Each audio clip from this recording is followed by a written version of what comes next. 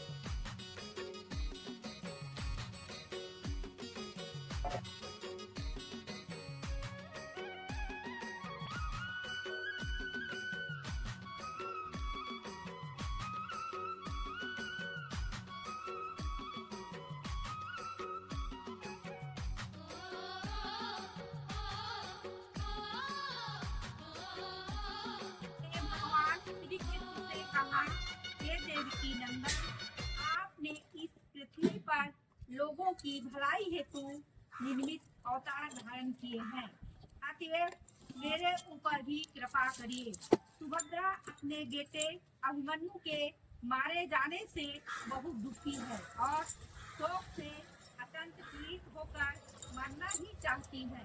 हे देव, द्रौपदी भी अपने सामने पांचों पुत्र के मारे जाने से दिन रात रोती रहती है। हे यदुवंशियों में श्रेष्ठ अभिमन्यु की स्त्री उत्तरा के गर्भ में जो सन्नाती थी वह भी अश्वत्थामा के ब्रह्मशास्त्र से चली जा रही है। अश्वत्थामा ने उसने ब्रह्मास्त्र से उसके गर्भ को दग्ध कर डाला है। अतः हे भगवान, संसार में माता पिता को संतान के बिना महादुख होता है और पिता भी अपने को कभी जिससे माता पिता संतान शोक के दुखी से पीड़ित न होवे। यह सुनकर भगवान श्री कृष्ण ने कहा, हे राजन, यदि पुत्रा मेरे बताए इस अपूर्व व्रत को करे तो इसमें संदेह नहीं है कि उनका खंडित गर्भ भी जीवन पाए। यह सुनकर राजा युधिष्ठिर ने कहा, हे भगवान, उस व्रत की विधि क्या है? देवता कौन है? वह व्रत किस समय करना चाहिए और किस स्त्री के करने से यह व्रत संसार में प्रसिद्ध हुआ? बोलो हरषष्ठी माई की जय। प्रथम अध्याय समाप्त। चलिए समाया है मेरा भोला नगर में आया है। हरि ओम समाया है मेरा भोला नगर में आया है। मेरा भोला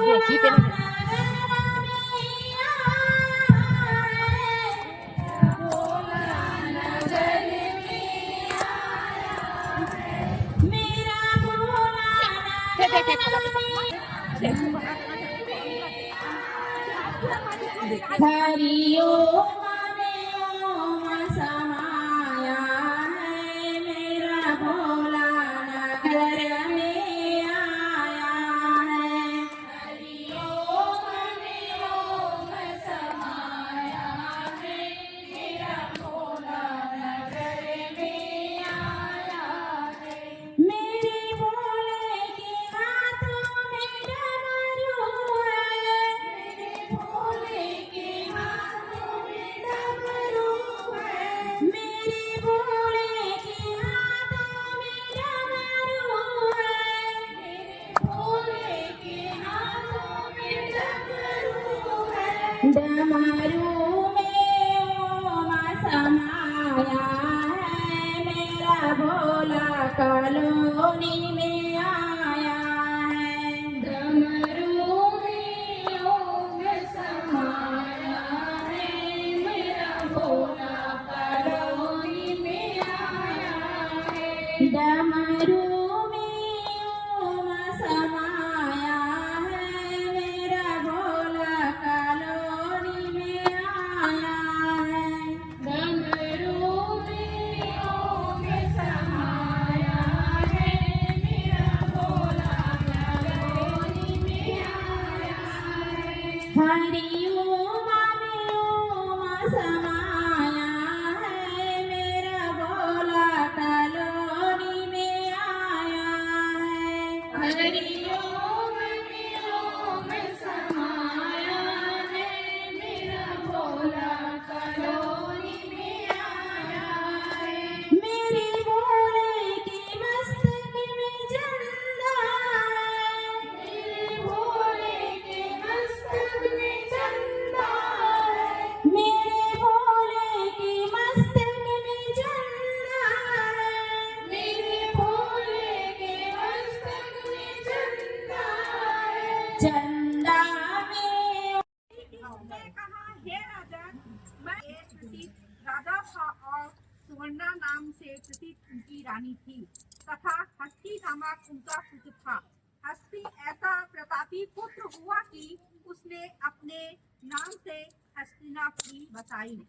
राजपुत्र एक दिन धात्री के साथ गंगा जी में स्नान करने गए। वहाँ बाल भाव से जल क्रीड़ा करने लगा। इतने में एक मगरमच्छ उसे गहरे जल में खींच ले गया। यह समाचार सुनकर पुत्र शोक से दुखी रानी सुवर्णा ने धात्री के पुत्र को भागती हुई आग में डाल कर वह अपने पुत्र की याद में विलाप करती हुई अपने प्राण त्यागने को तैयार हो गई और राजा भी व्याकुल होकर आत्महत्या करने को तैयार हो गई। धात्री भी अपने पुत्र के दुख से दुखी होकर निर्जन वन को चली गई और मध्याकाल में देवता का पूजन करने लगी।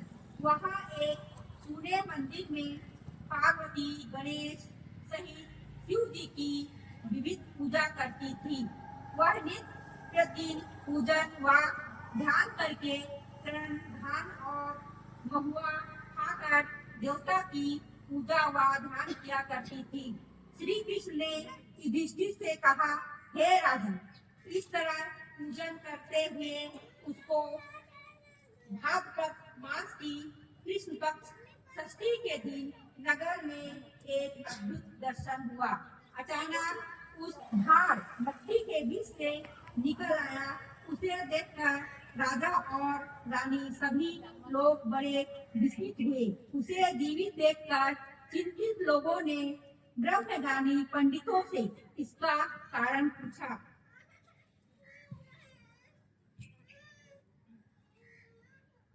राजा को यह रहस्य बताने के लिए शिव जी की आज्ञा से शिव रूप स्वरूप दुर्वासा ऋषि वहां आ गए। अपने मूर्तिवान मनोरथ के सदृश शिव रूप दुर्वासा को आया जानकर राजा ने आगवानी कर आदि से उनकी पूजन किया। फिर बारंबार नमस्कार कर वह पूछने लगे कि हे धात्री का पुत्र जलती हुई अग्नि की भट्टी में से कैसे जीवित हो गया। दुर्वासा ऋषि ने कहा, हे राजन, आपके भय से धात्री वन में चली गई। वहां भक्ति पूर्वक पार्वती गणेश कार्तिक सहित शिव जी का पूजन और व्रत किया। उसी का यह उत्तम फल है। हे राजन, आपको भी वहां आज ही जाना चाहिए और उस व्रत को ग्रहण करना श्रेष्ठ है। बोलो षष्ठी माई की को वहां भेज दिया। स्वयं ब्राह्मणों को लेकर वन को चले। वहाँ पुष्प पलाश धाम के नीचे पार्वती गणेश कार्तिक सहित शिव जी का पूजन करती हुई धात्री को दुर्वासदी दूजो व राजा ने देखा। राजा ने धात्री को आश्वासन देकर उसके पुत्र को उससे मिला दिया। उसके पश्चात धात्री ने व्रत का संपूर्ण महत्व राजा को बताया। धात्री ने कहा, हे राजन, मैं आपके डर से जब से यहाँ आई हूँ तब से केवल वायु का भोजन करती हुई शिव पार्वती कार्तिकेय व गणेश जी का पूजन करती हूँ। एक दिन अर्धरात्रि में मैंने स्वप्न में शिव जी के ऐसे दर्शन किए जिसमें शिव जी पार्वती कार्तिकेय व गणेश जी सहित विषम पर चढ़े हुए पलाश और उसके नीचे आकर कहने लगे कि तेरा पुत्र जीवित हो जाए। फिर उन्होंने कहा कि तुमने हमारा व्रत किया है, इसलिए तुम्हारा पुत्र जीवित हो गया और तुम्हारी रानी भी इस श्रेष्ठ व्रत को विधि पूर्वक करे तो उसका पुत्र भी जीवित हो जाएगा और भी बहुत से पुत्र जन्मेंगे। इस व्रत का संपूर्ण विधान दुर्वासा ऋषि राजा और रानी को बताएंगे। श्री कृष्ण ने युधिष्ठिर से कहा, हे राजन, कृष्ण पक्ष की षष्ठी के दिन नर या नारी नियम पूर्वक प्रातः काल स्नान कर यह व्रत करे। क्रोध व लोभ से वर्जित हो व्रत का नियम करके जब तक व्रत रखे तब तक जीव मात्र की हिंसा नहीं करनी चाहिए। व्रत संपूर्ण करने के लिए चीटी आदि का मार्ग उल्लंघन न करे और मध्याह्न में मित्रों सहित पुत्र अभिलाषा वाले मन से पलाश तथा उषा के नीचे शिव पार्वती कार्तिकेय और गणेश जी की मूर्ति बनाकर आगे कहे कि पौराणिक मंत्रों से अनेक प्रकार के धूप दीप आदि और समय में उत्पन्न हुए सुंदर पुष्प अर्पण करके भावयुक्त मन से सबकी पूजा करें। बोलो षष्ठी माई की जय।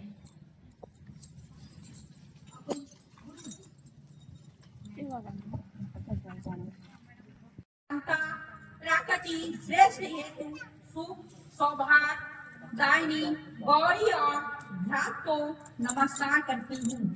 ऐसे पार्वती जी को प्रार्थना करनी चाहिए। हे मयूर वाहन आपको नमस्कार है। हे पौध पर्वत को विदित करने वाले कुमार विशाख और स्कंद आपको भी नमस्कार है। इस प्रकार कार्तिकेय की प्रार्थना करें। मूषक वाहन लंबे पेट सुंदर सूर और एक दंत वाले गणेश जी को नमस्कार है। इस प्रकार गणेश जी की प्रार्थना करें।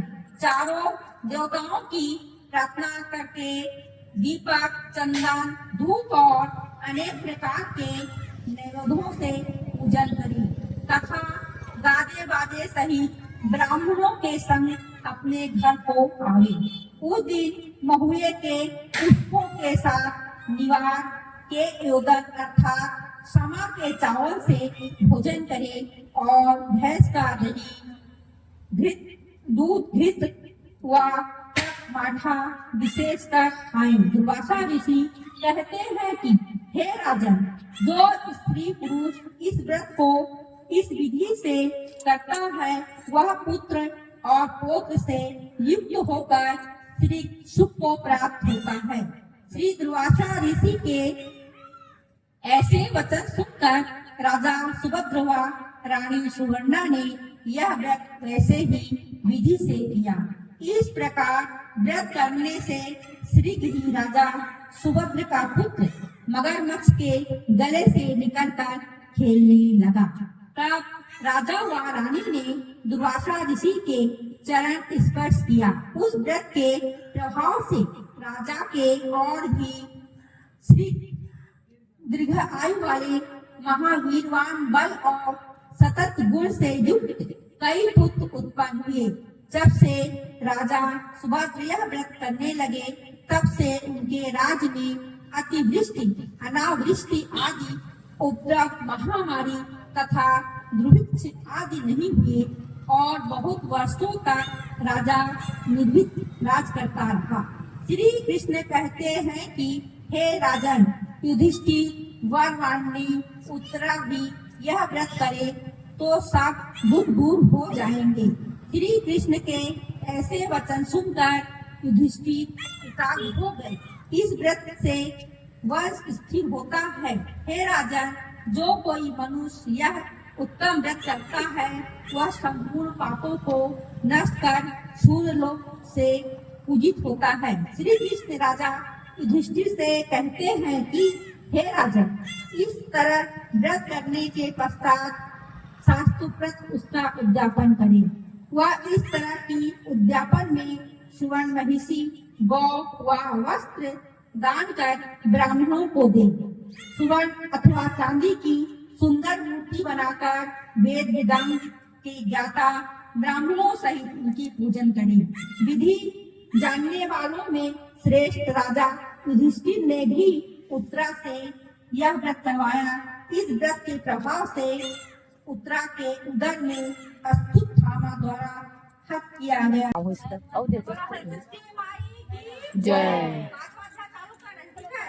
प्राचीन समय में एक नगर में ग्वालियर रहा करती थी जो दूध दही बेचकर अपना जीवन यापन करती थी। गर्भवती होने के कारण उसका प्रसव काल अत्यंत समीप होने से वह व्याकुल रहती थी और दूसरी ओर उनका मन हमेशा दूध दही बेचने में लगे रहता था। उसने सोचा कि यदि प्रसव हो गया तो दूध दही ऐसे ही पड़ा रह जाएगा, खराब हो जाएगा। यह सोचकर उसे बेचने के लिए चल पड़ी। कुछ दूर चलने के बाद अचानक उसे अक्सर प्रसव पीड़ा हुई तो वो एक पेड़ के नीचे बैठ गई और वहीं पर उसने एक पुत्र को जन्म दिया। ग्वालिन को दूध खराब होने की चिंता होने लगी थी। इसलिए अपने पुत्र को वही पेड़ के नीचे सुलाकर गांव में दूध बेचने निकल पड़ी। संयोग से उस दिन षष्ठी का दिन था, इसलिए सभी लोगों को भैंस का दूध चाहिए था। और ग्वालिन के पास गाय का दूध था। उसने सोचा कि ऐसे में मेरा सारा दूध खराब हो जाएगा, इसलिए उसने सभी को भैंस का दूध बताकर सारा गाय का दूध बेच दिया। उसी समय उधर वहां से उसने अपने बच्चे को छोड़ा था। उसके पास के ही खेत में एक किसान अपने खेतों को हल से जोत रहा था। तभी अचानक उसके बैलों के भड़क जाने से हल का फल बच्चे के शरीर में घुस गया, जिससे वह मूर्छित हो गया। और घटना से किसान बहुत दुखी हुआ, फिर भी उसने हिम्मत व धैर्य से काम लिया और पेड़ के कांटों से ही बच्चे के चीरे हुए पेट में टाका लगवाया और चला गया। कुछ देर में ग्वालिन दूध बेचकर वहां आई और बच्चे की दशा देखकर उसे समझने में देर न लगी थी। उसके बच्चे की ऐसी दशा षष्ठी माता के प्रकोप की वजह से हुई है।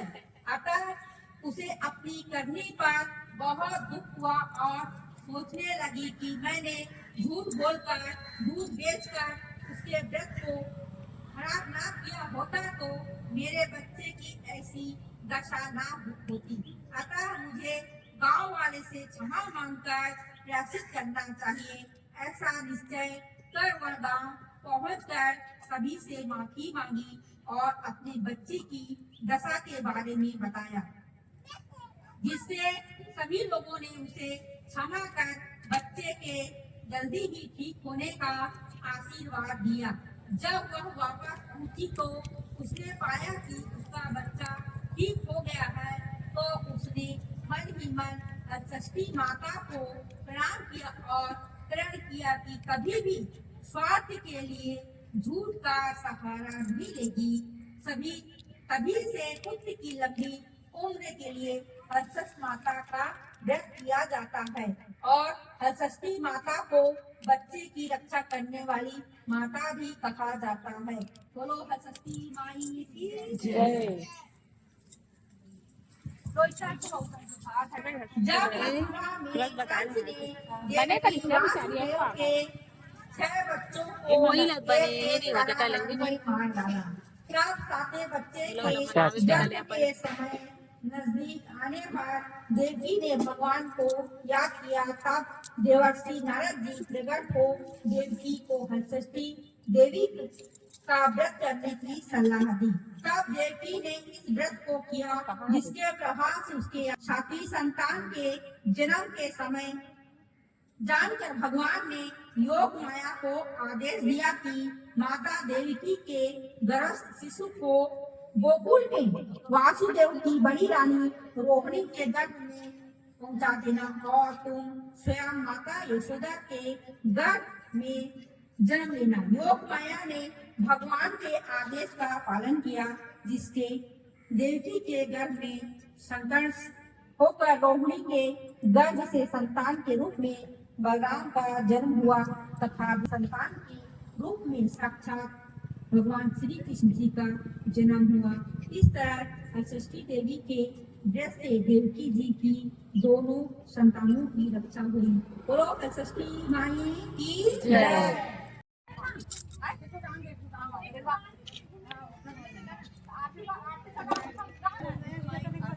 बोलो हलषष्ठी माई की जय। हलषष्ठी माई जय। हलषष्ठी माई सुख संपत्ति की दाता, मैया सुख संपत्ति की दाता, महिमा जग छाई। जय देवी जय देवी जय देवी हलषष्ठी माई। मानवती कर मन से पूजा साई मैया है साई। करना है। व्रत प्रभाव से गमो सुख को तबे जीवित पाई मैया तबे जीवित पाई। जय देवी जय देवी जय देवी हर षष्ठी माई। दीन देवी ने मन चित से कीनी है पूजा मैया कीनी है पूजा।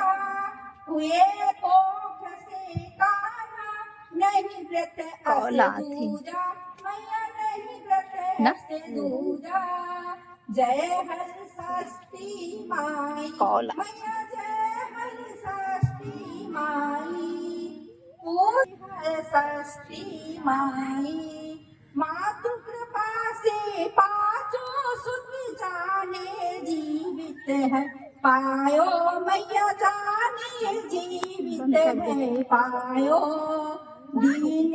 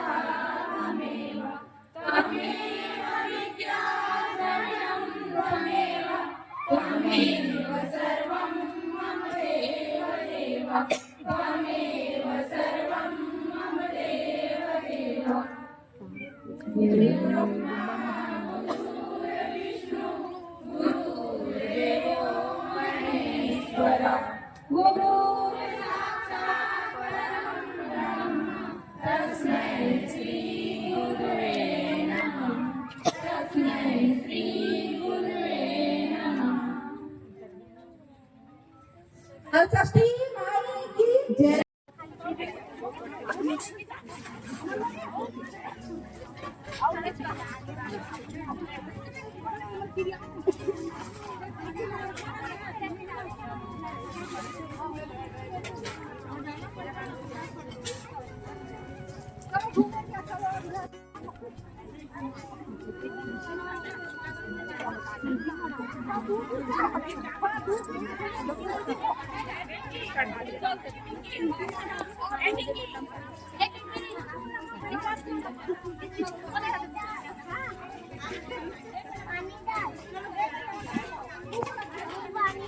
लेना देखो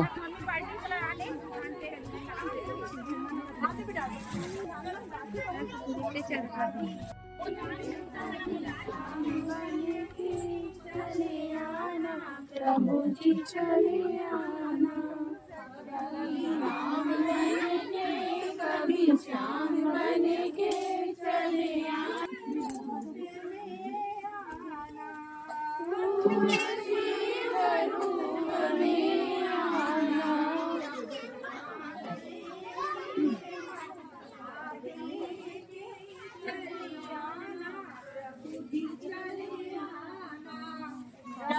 साथ लेके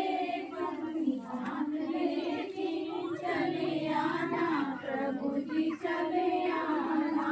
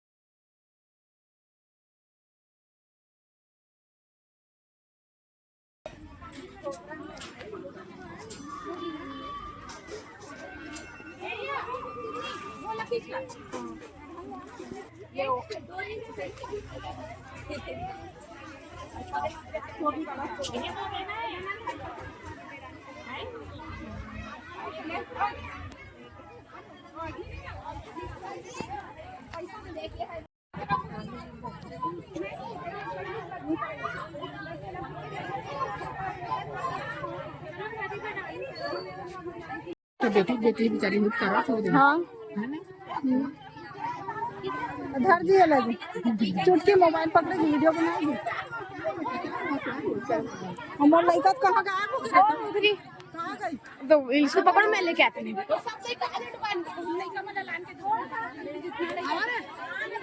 बच्ची को लाओ। जितना मन हरे का ये मेन है बाकी है सब काट। नहीं डुबाए तो मगर पानी छुआ देते वो। कई बार छुआ तो थैंक यू थैंक यू।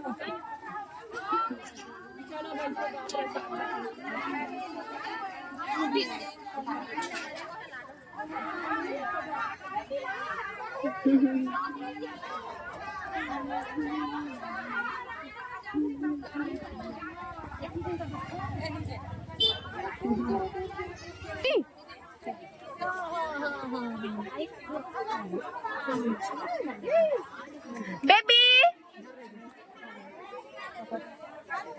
खींच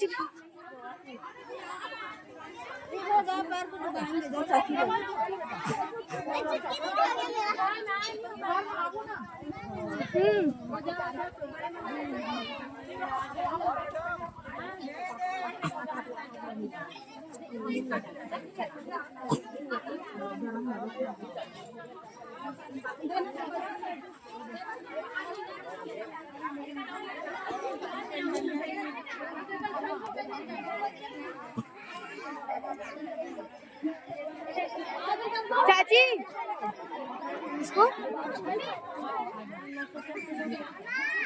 मेरा भी है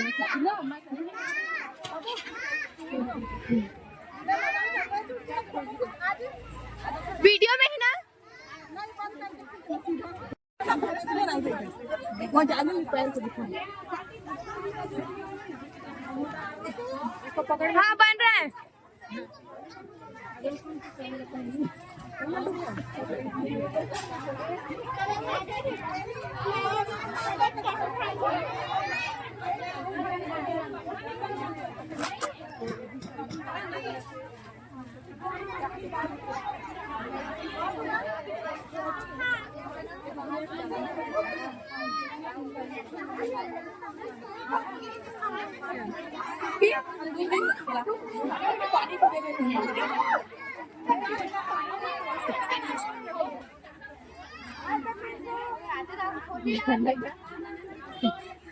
अच्छा लगा थे।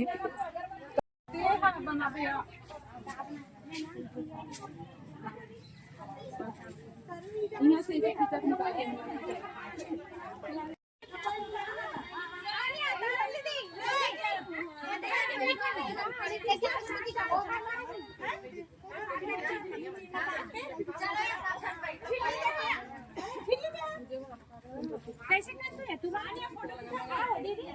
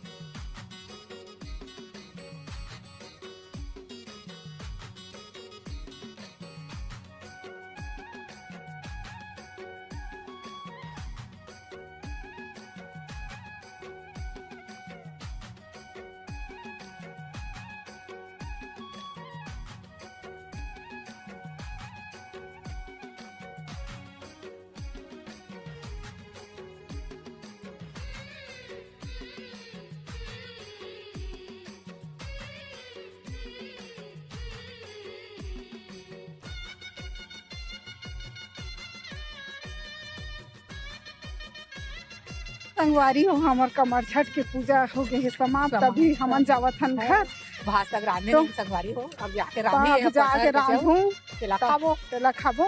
तो संगवारी हो हमर बांधे के कमर छठ पूजा कैसे लगी तो कमेंट में जरूर बताओ। और आप मन वीडियो ला लाइक जरूर करो और चैनल में नया हो तो मोर यूट्यूब चैनल हार्मेसी ब्लॉग ला सब्सक्राइब जरूर करो संगवारी हो। तो आज के ब्लॉग में बस इतना ही है। आप मन से मिलते हैं नेक्स्ट ब्लॉग में, तब तक के लिए जय जोहार, जय छत्तीसगढ़, बाय बाय।